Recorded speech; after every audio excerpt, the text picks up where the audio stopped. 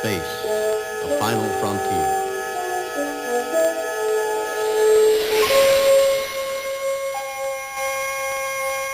So Ridley Scott said in his 2017 interview that he's a Trekkie. A lot of influence in the making of Blade Runner. So much so that it's intentionally an exact replicant, both in theme and narrative.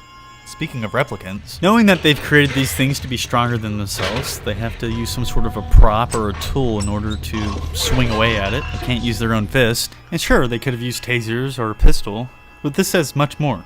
As if to say, survival and primal violence go hand in hand, taking us back to the roots of our own creation. Wrestling ensues. There's a few things cut out, but eventually Deckard ends up hanging off the edge of a cliff.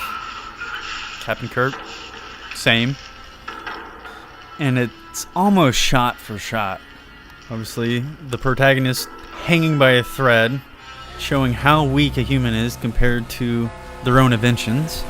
Surpassed on every level. Every level except one, the ability to have cognitive thought and critical thinking. That is to say, critical thinking outside of their predisposition, are what they were designed to do.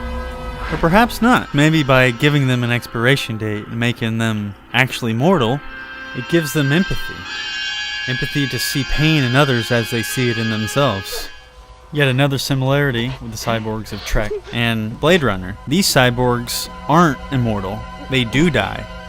Because of this, they're actually able to be more human than human, just as the Tyrell Corp mantra says.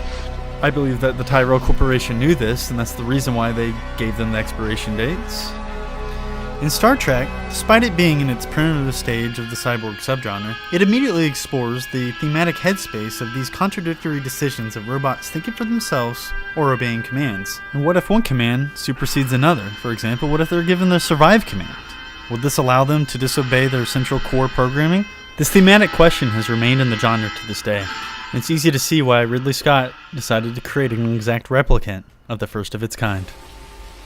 I watched sea beams glitter in the dark near the 10-house gate.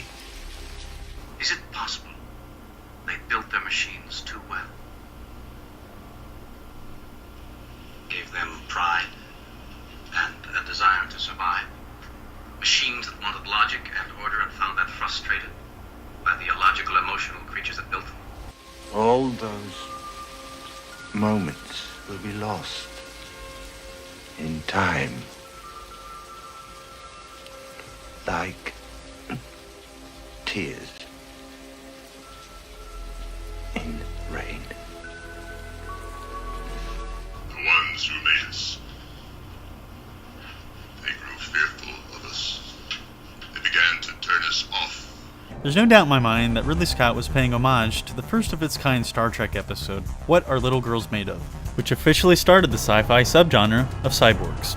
It was just 2 years later that Arthur C. Clarke published the novel 2001: A Space Odyssey, which opened up the genre even further, exploring the ideas of artificial intelligence and singularity. From there, the rest is history, as we've seen time and time again, a plethora of every kind of cyborg movie known to man. And, well, machines for that matter. Does this mean you've conquered your fear of the robot uprising?